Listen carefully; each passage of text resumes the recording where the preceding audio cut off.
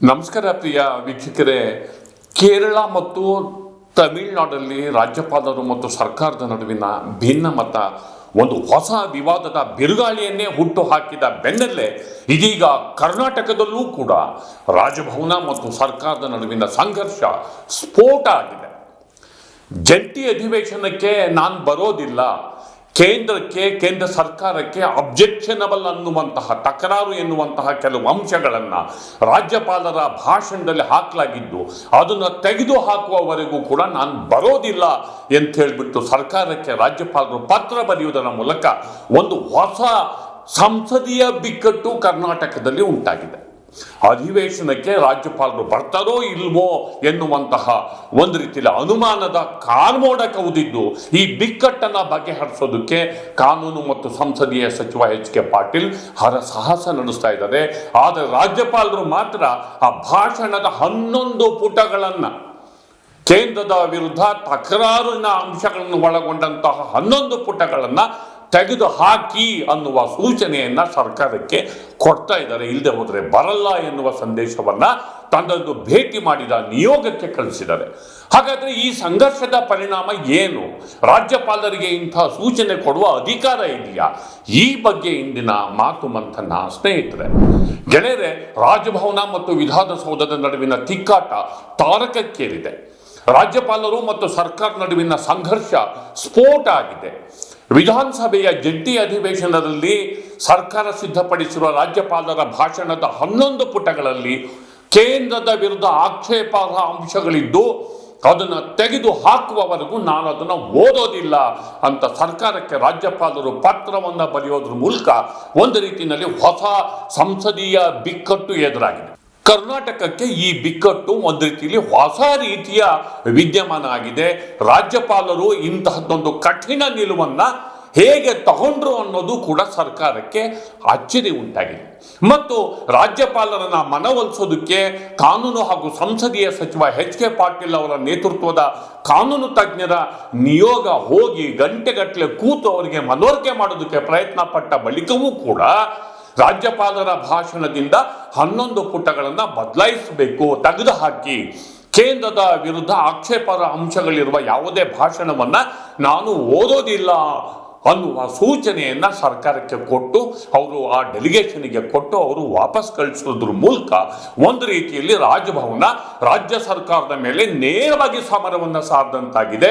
ರಾಜ್ಯಪಾಲರು ಈ ಸರ್ಕಾರದ ವಿರುದ್ಧ ಒಂದು ರೀತಿಯಲ್ಲಿ ಅಸಹಕಾರದ ಸಮರವನ್ನು ಸಾರಿದಂತಾಗಿದೆ.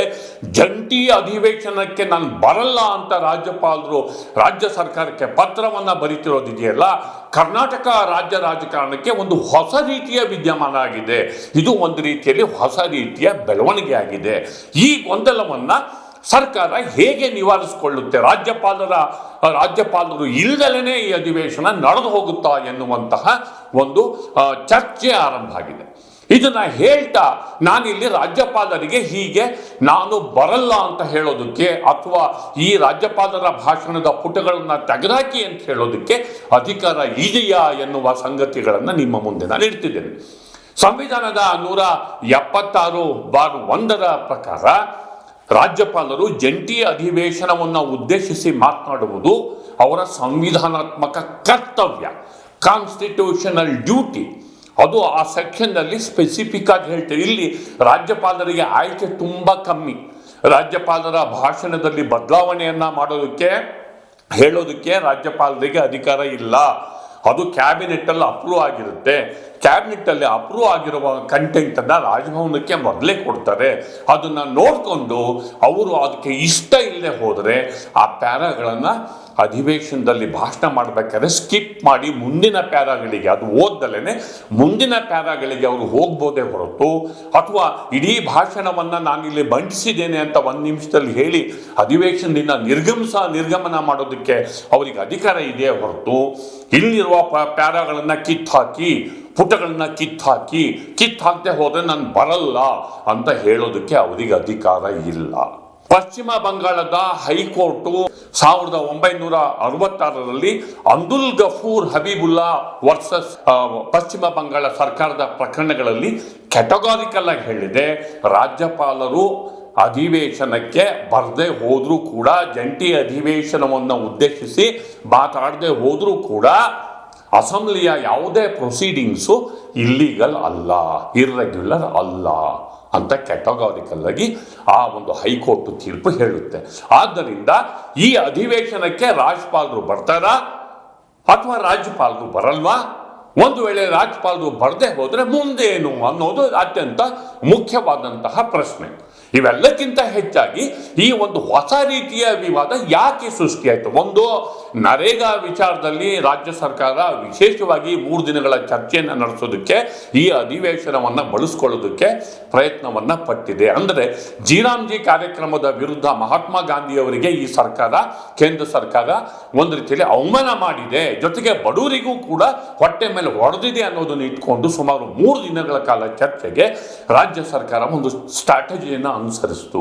ಇದರ ಬೆನ್ನಲ್ಲೇ ಈ ಒಂದು ಭಾಷಣವನ್ನು ನಾನು ಓದೋದಿಲ್ಲ ಅಂತ ಹೇಳೋದ್ರ ಮೂಲಕ ರಾಜ್ಯಪಾಲರು ಆ ವಿಶೇಷ ಅಧಿವೇಶನದ ಚರ್ಚೆಗೆ ಮುನ್ನವೇ ಒಂದು ಕಾಂಟ್ರವರ್ಸಿಯನ್ನು, ಒಂದು ಬಿಕ್ಕಟ್ಟನ್ನು ಅವರು ಸೃಷ್ಟಿ ಮಾಡಿರೋದು ನೋಡಿದರೆ ಅದು ಒಂದು ರೀತಿಯಲ್ಲಿ ಆಶ್ಚರ್ಯಕರವಾದಂತಹ ವಿದ್ಯಮಾನ ಆಗುತ್ತೆ. ಆದ್ದರಿಂದ ರಾಜ್ಯಪಾಲರಿಗೆ ಈ ವಿಚಾರದಲ್ಲಿ ಯಾವುದೇ ಸ್ವಯಂ ವಿವೇಚನೆಯ ಅಧಿಕಾರವೂ ಇಲ್ಲ ಅಂತ ಹೇಳಿಬಿಟ್ಟು ಕಾಯ್ದೆ ಹೇಳುತ್ತೆ. ಅಂದರೆ ನಾನು ಇದನ್ನು ಮಾಡಬಹುದು, ಅವರಿಗಿರುವ ಅಧಿಕಾರ ತುಂಬ ಕಡಿಮೆ. ಕ್ಯಾಬಿನೆಟ್ ಅಪ್ರೂವ್ ಮಾಡುತ್ತೆ, ಅಪ್ರೂವ್ ಮಾಡಿದ್ದನ್ನು ಬಂದು ಅವರು ಓದಬೇಕು, ಅವ್ರಿಗೆ ಇಷ್ಟ ಇಲ್ಲದೆ ಹೋದರೆ ಆ ಪ್ಯಾರಾಗ್ರಫ್ನ ಸ್ಕಿಪ್ ಮಾಡಬೇಕು, ಅದು ಇಷ್ಟ ಇಲ್ಲ ಅಂದರೆ ಡಿಮುಟ್ ಟು ಬಿ ರೆಡ್ ಅಂದರೆ ಓದಲಾಗಿದೆ ಅಂತ ಹೇಳಿ ಮಂಡಿಸಿ ಹೋಗ್ತಿರ್ಬೇಕು. ಇಲ್ಲದೆ ಹೋದರೆ ನಾನು ಬರಲ್ಲ ಅಂತ ಹೇಳೋದಕ್ಕೆ ಅವರಿಗೆ ಅಧಿಕಾರ ಇಲ್ಲ. ಆದ್ದರಿಂದ ಅವರು ತನ್ನ ಸಂವಿಧಾನಬದ್ಧ ಕರ್ತವ್ಯವನ್ನು ಉಲ್ಲಂಘಿಸ್ತಾ ಇದ್ದಾರೆ ಕಾನೂನು ಪ್ರಕಾರ. ಅಂದರೆ ಸಂವಿಧಾನಬದ್ಧ ಕರ್ತವ್ಯವನ್ನು ಉಲ್ಲಂಘಿಸಿದ ರಾಜ್ಯಪಾಲರ ಹುದ್ದೆಯಲ್ಲಿರೋದಕ್ಕೆ ಅರ್ಹರೇ ಅನ್ನುವ ಮುಖ್ಯವಾದ ಪ್ರಶ್ನೆ ಎದುರಾಗುತ್ತೆ. ಮೋಸ್ಟ್ ಇಂಪಾರ್ಟೆಂಟ್ ವಿಚಾರವನ್ನು ಹೇಳ್ತಿದ್ದೀನಿ. ಅಂದರೆ ಕಾನ್ಸ್ಟಿಟ್ಯೂಷನಲ್ ಡ್ಯೂಟಿಯನ್ನು ಗವರ್ನರೇ ಆಗಲಿ ಯಾರೇ ಆಗಲಿ ಅವರು ಕೂಡ ಕಾನೂನಿನ ಚೌಕಟ್ಟಲ್ಲೇ ಇರ್ತಾರೆ. ಕಾನ್ಸ್ಟಿಟ್ಯೂಷನಲ್ ಡ್ಯೂಟಿಯನ್ನು ಪರ್ಫಾರ್ಮ್ ಮಾಡದೆ ಹೋದರೆ, ಸಂವಿಧಾನಬದ್ಧ ಕರ್ತವ್ಯವನ್ನು ರಾಜ್ಯಪಾಲರು ನಿರ್ವಹಿಸದೆ ಹೋದರೆ ಆ ಹುದ್ದೆಯಲ್ಲಿ ಇರೋದಕ್ಕೆ ಅವರಿಗೆ ಅಧಿಕಾರ ಇಲ್ಲ. ರಾಜ್ಯಪಾಲರು ರಾಜ್ಯ ಸರ್ಕಾರದ ವಿರುದ್ಧ ಅನಗತ್ಯವಾಗಿ ಕಾಲ್ ಕೆರ್ಕೊಂಡು ಜಗಳ ಮಾಡೋ ಬದಲು ಅವರು ರಾಜೀನಾಮೆ ಕೊಟ್ಟು ಹೋಗಬೇಕಾಗುತ್ತೆ. ಅವರೇ ಕಾನೂನನ್ನು ಉಲ್ಲಂಘಿಸ್ತಾ ಇದ್ದಾರೆ ಅನ್ನುವ ಒಂದು ಕ್ರೈಸಿಸು, ಅನ್ನುವ ಒಂದು ಪ್ರಶ್ನೆ ಎದುರಾಗಿದೆ. ಹೀಗಾಗಿ ಈ ವಿಚಾರ ಇನ್ನು ಯಾವ ಲೆವೆಲ್ಲಿಗೆ ಹೋಗಿ ತಲುಪುತ್ತೋ, ಒಟ್ಟು ಸರ್ಕಾರ ಮತ್ತು ರಾಜಭವನದ ನಡುವೆ ನೇರ ಸಂಘರ್ಷ ಉಂಟಾಗಿದೆ ಅನ್ನೋ ಮಾತನ್ನು ಹೇಳ್ತಾ ನನ್ನ ಮಾತನ್ನು ಮುಗಿಸ್ತಿದ್ದೇನೆ. ದಯವಿಟ್ಟು ದಿ ಪೋಸ್ಟ್ ನೋಡಿ, ಲೈಕ್ ಮಾಡಿ, ಶೇರ್ ಮಾಡಿ, ಸಬ್ಸ್ಕ್ರೈಬ್ ಮಾಡೋದಕ್ಕೆ ಮರಿಬೇಡಿ ಗೆಳೆಯರೆ. ನಮಸ್ಕಾರ.